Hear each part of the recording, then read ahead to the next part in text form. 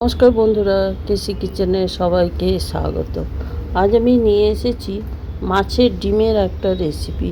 এরকম মাছের ডিমের রেসিপি ঝিঙে আলু দিয়ে খেতে কী যে টেস্ট লাগে, না বানিয়ে খেলে তোমরা কেউ বুঝতে পারবে না। চলো দেখে নিই আমি কিভাবে বানাচ্ছি। দেখো, আমি কিছুটা মাছের ডিম নিয়েছি। তারপরে এইদিকে একটা কড়াই চড়িয়ে তার মধ্যে গরম জল হতে দিয়েছিলাম আগেই। এবারে আমি 1 চামচের মতো নুন দিয়ে দিলাম। এবার মাছের ডিমটাকে আমি একটুখানি ভালো করে সেদ্ধ করে নেব। মোটামুটি 1 থেকে 2 মিনিটের মতো এটাকে ফুটিয়ে নেব।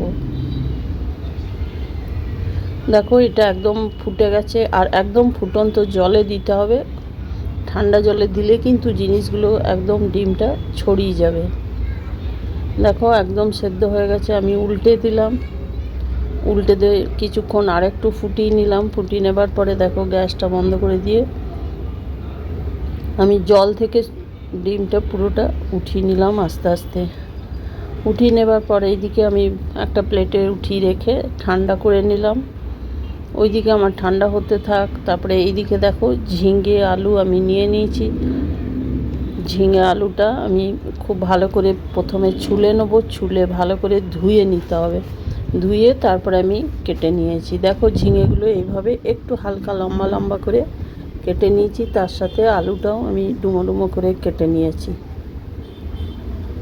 এইবার আমি মাছের ডিমটা দেখো ঠান্ডা হয়ে গেছে। এবার এগুলো আমি পিস পিস করে কেটে নেব। এরকম তোমরা তো মাছের ডিম এই অনেক রকমভাবে খেয়ে থাকো, বেগুন দিয়ে, আলু পেঁয়াজ দিয়ে। একদিন এরকম ঝিঙে আলু দিয়ে খেয়ে দেখো, এইটা দিয়েই সমস্ত ভাতটা খাওয়া হয়ে যাবে। দেখো, সবগুলো আমি পিস করে কেটে নিলাম। তারপরে এইদিকে একটা কড়াই চড়িয়ে তার মধ্যে তেলটা আমি গরম হতে দিয়েছিলাম আগেই। মোটামুটি 2 চামচের মতো তেল দিয়েছিলাম। তারপরে মাছের ডিম যেগুলো আমি কেটে রেখেছি সেইগুলো আমি এটার মধ্যে ভালো করে ভেজে নেব। 1-1.5 মিনিটের মতো এটা ভেজে নেব সমস্ত মাছের ডিমটা। তাহলে কিন্তু খেতে ভীষণভাবে ভালো লাগে। আমরা মাছের ডিমের বড়াও অনেক সময় খেয়ে থাকি, কিন্তু এইভাবে আলু ঝিঙে দিয়ে একদিন বানিয়ে দেখো। এইটা দিয়ে সমস্ত ভাতটাও খাওয়া হয়ে যাবে, আর খেতেও ভীষণ টেস্ট লাগে। দেখো, আমার সমস্ত মাছের ডিমগুলো ভাজা হয়ে গেল। ভাজা হয়ে যাবার পর আমি একটা বাটিতে উঠিয়ে রেখে দিলাম। ওই কড়াইয়ের মধ্যে আবার 2 চামচের মতো তেল দিয়ে গোটা জিরে ফোড়ন দিয়ে দিলাম। গোটা জিরেটা একটু ভাজা ভাজা হয়ে যাবার পর কিছুটা পেঁয়াজ কেটে রেখেছি, সেই পেঁয়াজটাও দিলাম। মোটামুটি ছোট একটা পেঁয়াজ দিলাম। তার সাথে একটা ছোট সাইজের টমেটোকে কেটে রেখেছি, সেটাও দিয়ে দিলাম।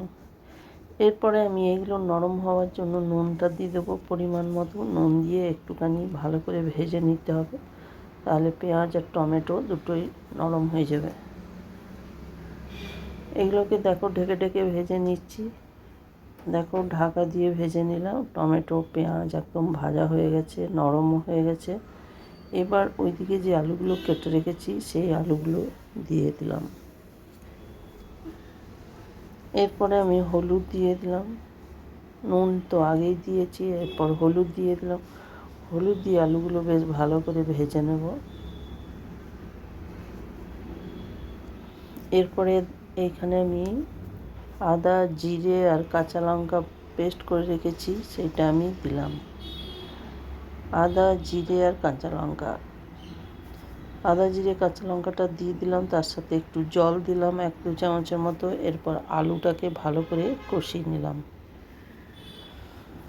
ঢাকা দিয়ে কষিয়ে নেব, তাহলে আলুটা খুব ভালো করে সেদ্ধও হয়ে যাবে অনেকটা, আর কষানোটাও খুব ভালোভাবে হয়ে যাবে।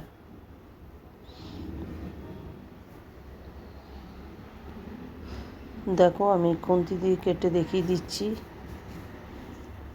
অনেকটা সেদ্ধ হয়ে গেছে আলুটা। এরপরে আমি ঝিঙেগুলো কেটে রেখেছি, সেই ঝিঙেগুলো দিয়ে দিলাম। ঝিঙেগুলো দিয়ে দেওয়ার পর ঝিঙেগুলো বেশ খানিকক্ষণ ধরে কষিয়ে নেব।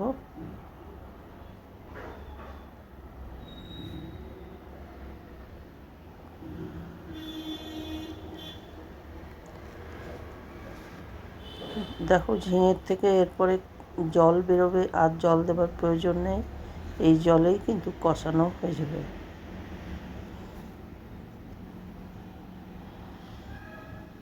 দেখো কষানো হয়ে গেছে, আমি এবারে ঢাকা দিয়ে দিলাম। তারপরে দেখো ঢাকা খুলে দেখাচ্ছি, ঝিঙে থেকে জল বেরিয়েছে আর ঝিঙে আলু সব নরমও হয়ে গেছে। এরপরে ওইদিকে আমি ধনে পাতার যে ডাঁটিগুলো কেটে রেখেছি সেই ডাঁটিগুলো আমি এটাতে মধ্যে দিয়ে দিলাম।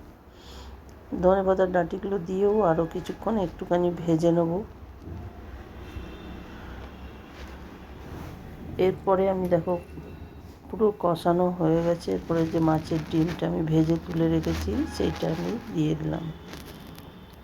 এইটা দিয়ে দেওয়ার পরে আরও একটুখানি 1 মিনিটের মতো এটাকেও কষিয়ে নিতে হবে বা ভেজে নিতে হবে, তাহলে কিন্তু খেতে ভীষণ ভালো লাগবে। দেখো কষানো আমার 1 মিনিটের মতো হয়ে গেছে। এবার আমি পরিমাণ মতো জল দিলাম। আলু ঝিঙে আমার মোটামুটি অনেকটাই 70% সেদ্ধ হয়ে গেছে। আর যেটুকু বাকি আছে সেই আন্দাজ করে জল দিলাম।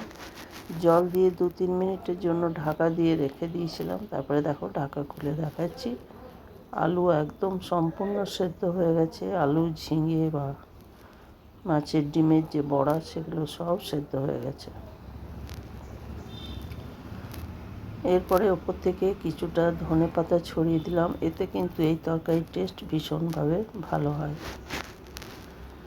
এরপরে আমি দেখো গ্যাসটা বন্ধ করে দিলাম।